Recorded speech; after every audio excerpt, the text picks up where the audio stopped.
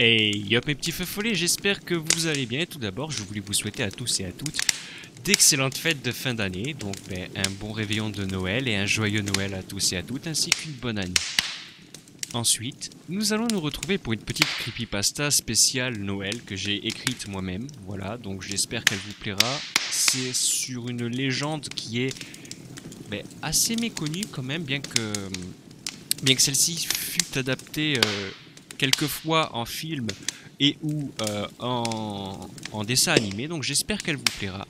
Sur ce, je vous laisse avec cette petite légende et je vous souhaite encore une fois du fond du cœur d'excellentes fêtes de fin d'année. Voilà.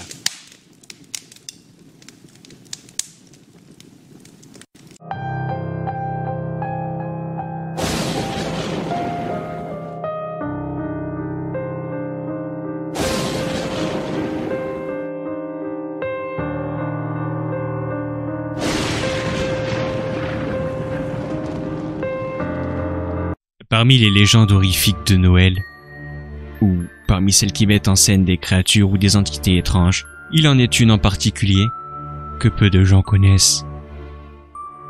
Cette entité, cet être, est parfois représenté comme malfaisant, parfois comme bénéfique, notamment à travers les films et les dessins animés de certains studios. Ce personnage n'est pas aussi sympathique que ce que l'on veut bien croire. Or, il est facile de s'approprier une légende et d'en faire un adorable dessin animé, ou quelque chose de palpitant. Mais la réalité est tout autre. Si je vous dis Reine des Neiges, vous allez tout de suite penser au Walt Disney, ou certaines légendes plus traditionnelles, ou encore la sorcière blanche dans Narnia. Oui, c'est vrai. Et je pense que Narnia s'est rapproché un peu plus de la réalité de ce que pouvait être ce type d'être. Ce ne sont pas des êtres bienfaisants, non, loin de là. Et l'être en question est loin d'être quelqu'un de bienfaisant. Tout d'abord, avant de commencer à expliquer qui il est, je vais vous parler de sa naissance. Il y a des millions d'années, sur notre Terre, il s'est passé une catastrophe climatique, quelque chose de bien connu. Les scientifiques et les archéologues se sont accordés à dire qu'il s'agissait d'un phénomène climatique dû à un volcan, ou bien encore à des chutes de météorites. Bien qu'il soit vrai qu'un supervolcan soit capable de changer totalement le climat, il n'en est rien. Vous ne voyez peut-être pas de quoi je parle quand je dis catastrophe climatique et des millions d'années. Bon, laissez-moi vous éclairer. Ça a duré 1000 ans, et c'était insupportable. Oui, je parle de l'ère glaciaire. Cette ère qui a duré plus de 1000 ans, où il faisait un froid mordant, et où il y avait des blizzards hurlants et déchirants, capables de vous ronger jusqu'à la moelle. Eh bien, laissez-moi vous dire qu'il ne s'agissait ni plus ni moins que de la naissance de cette fameuse entité. Entité dont on parlera plusieurs siècles plus tard. Quelle est son apparence véritable? J'ai envie de dire peu importe. Cet être est né du blizzard le plus tranchant et de la première tempête. Alors, je pense qu'il peut prendre la forme qu'il veut. Cependant, son nom ne vous est plus trop méconnu. Mais je vous le dévoilerai plus tard.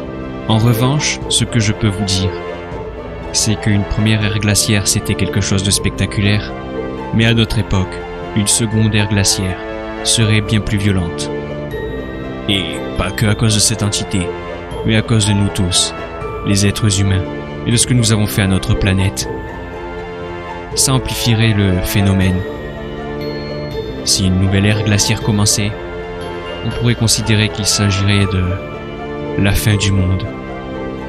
Et elle ne serait pas causée ni par un dieu, ni par une météorite, encore moins par les supervolcans, et heureusement, pas par des guerres nucléaires, non.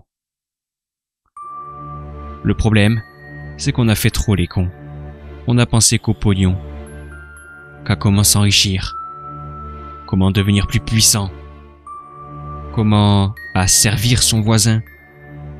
Et toutes ces querelles, toute cette pollution incessante, toutes ces choses ont fini par réveiller cette entité qui sommeillait depuis de nombreux siècles. Il y a de nombreux signes avant-coureurs de son apparition. Déjà, il y a beaucoup de brume un peu partout dans le monde. Certes, vous allez dire qu'il s'agit de l'hiver, donc c'est logique. Oui. Mais vous oubliez peut-être que cette entité est l'hiver, justement. Et il y a quelque chose de différent par rapport à un hiver traditionnel. N'avez-vous pas remarqué que malgré le dysfonctionnement climatique, l'hiver est quand même assez froid, assez rapide et assez précoce? Non? Vous devriez faire plus attention dans ce cas, car c'est le premier signe de son apparition.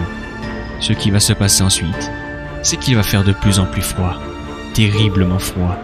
Il va neiger au début. Tous les matins et tous les soirs, il y aura une brume épaisse, ainsi qu'une douce tombée de neige, mais ça ce n'est que le début. Ce qui va se passer ensuite, c'est que la neige va s'intensifier, toujours plus, toujours plus. Les flocons seront énormes, un record. On dira encore une fois qu'il s'agit d'un hiver que l'on n'a pas vu depuis des années et des années. Sauf qu'il frappera partout. Aussi bien là où il neige chaque année, que là où il neige rarement. Bien. La température va commencer à baisser. Encore plus. Et encore plus. Ensuite, c'est le vent qui va se mettre à se réveiller. Et là, ça va pas être rigolo. Le vent va commencer plus ou moins violemment à certains endroits, de manière à ne pas alerter de suite tout le monde. Mais petit à petit, le vent va se transformer en blizzard. Et ce blizzard ne s'arrêtera pas. Il recommencera, de plus en plus longtemps, jusqu'à durer des heures, des jours, des années, des siècles, et sans qu'on s'en rende compte, sans qu'on y veuille arriver la douille, on sera dans une nouvelle ère glaciaire, et la température ne fera que baisser, toujours plus. La glace sera aussi solide que de la roche, la neige aussi épaisse et haute que si un chasse-neige avait déblayé la neige pour la mettre sur le côté, sauf que ce sera un peu partout. Et là, les ennuis vont commencer. Les pannes technologiques, l'électricité qui a du mal, les nuits qui n'en finissent plus. Et encore, si on a de la chance, on aura un cycle jour-nuit traditionnel. Si on n'a pas de chance, ça fera comme en Antarctique. On ne verra plus jamais le soleil, pendant de longs mois, voire même de longs siècles cette fois. Ouais, vous voyez où je veux en venir. Une nouvelle ère glaciaire, plus violente que la précédente et plus meurtrière. Maintenant, l'humain est réputé pour être capable de s'adapter à n'importe quelle situation, même les plus extrêmes. Bravo, bien joué, mais c'est toujours au prix de nombreux sacrifices. Les plus fragiles et les plus faibles partiront en premier, et je ne parle pas que des personnes âgées, loin de là. Ensuite, il viendra la seconde étape.